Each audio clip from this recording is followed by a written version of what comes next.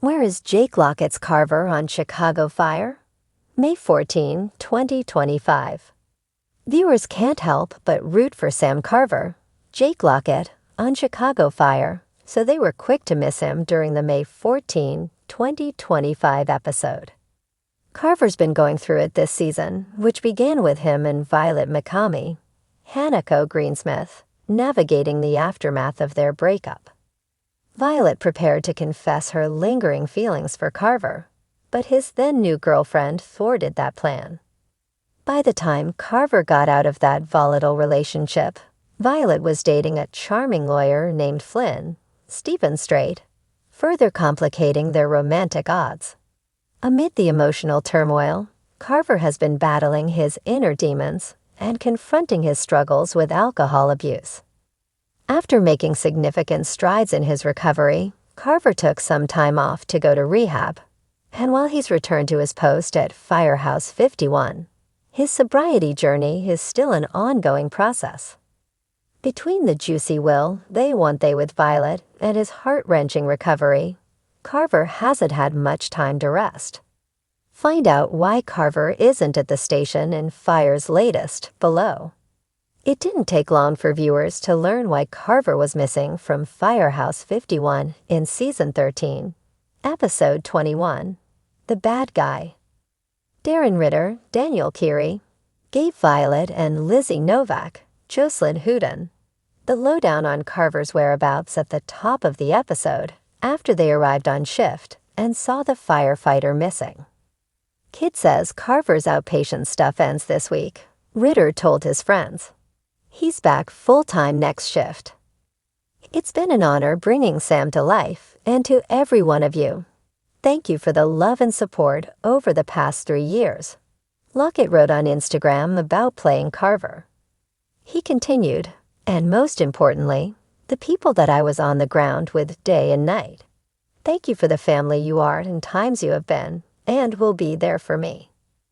When Jake Carver stepped onto the blacktop outside Firehouse 51, he didn't expect the building to feel like it had a pulse. It was almost like it breathed, rust-red bricks warm in the sun, the bay doors rising like a yawn. He wasn't even sure if they were expecting him.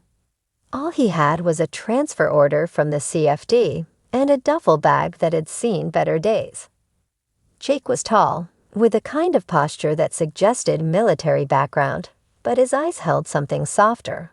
Maybe it was the grief of having lost a friend on the job 6 months ago. He didn't talk about that. Not yet. All he said when introduced to Chief Bowden was, "I'm here to work." Bowden looked him up and down. "You came from Engine 124. "Yes, sir," Jake said, looking for a fresh start. The chief nodded. "Then let's get you started." Jake was assigned to Truck 81, which meant he'd be working closely with Joe Cruz, Stella Kidd, and the rest of the crew. It didn't take long for him to figure out that 51 was more than just a firehouse, it was a family. But like any family, you had to earn your seat at the table. The first few shifts were quiet. He kept his head down, ran drills, and followed orders. Kid tested him relentlessly. She tossed a Halligan at his feet during training and said, "Show me what you've got." Jake didn't flinch.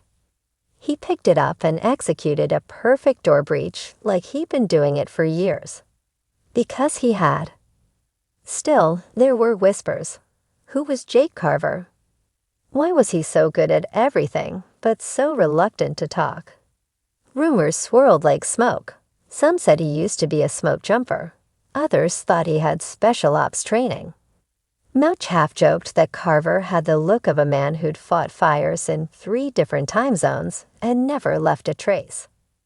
But it was Kelly Severide who finally got the truth. After a particularly rough call involving a high-rise rescue, Jake and Severide were the last ones back at the firehouse, peeling off their gear silent.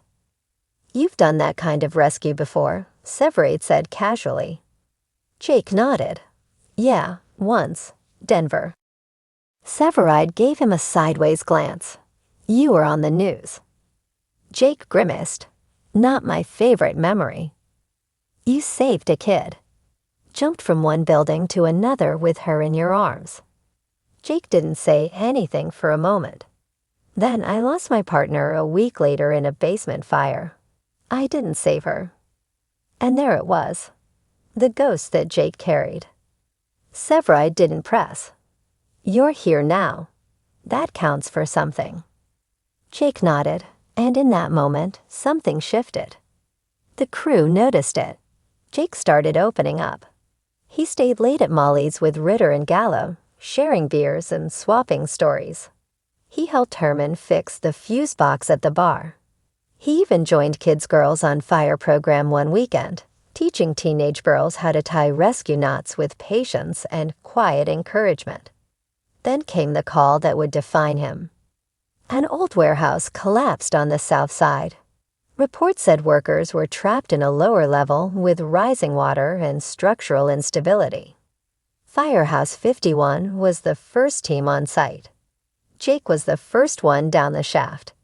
The situation was worse than dispatch had said.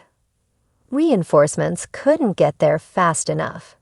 Severide and Kidd were coordinating topside, but the floor beneath Jake and the trapped workers was groaning with stress. He moved like a ghost in the dark, directing people, lifting beams, and keeping panic at bay. But when a secondary collapse happened, a steel girder pinned his leg. He stayed calm. "Get them out first," he radioed. "I'm not going anywhere." They argued. Bowden's voice was firm over the radio. "We are not leaving you, Carver." "I'm not leaving me either," Jake said with a smirk. "Just get moving." Gallo and Cruz were the ones who dug him out. He came out covered in dust and grime, leg bleeding, eyes bright with adrenaline. The crowd erupted in cheers, but it was the quiet nod from Severide and the hand clap from Mouch that told Jake he was one of them now. He was 51. Back at the house, someone updated the chopboard roster. Carver was written beneath truck 81. No more rotation. No more transfer talk. Stella tossed him a fresh towel and grinned. "Guess you're sticking around." "Guess so," Jake said, glancing around the house, his house now. Later that night, while sipping whiskey at Molly's with the crew, Jake finally told a story about his first fire as a probie. It wasn't heroic. It involved slipping on a frozen hose and face-planting in front of an entire ladder company. Laughter erupted. Even Bowden cracked a smile. Jake Carver, the mystery man, the quiet storm, the reluctant hero, had finally found his place. And Firehouse 51. It had gained another legend. So no, Jake Carver may not exist on Chicago Fire, yet. But if the show ever needed another unforgettable character with depth, grit, and a haunted but heroic past, he'd be right at home sliding down the pole at Firehouse 51.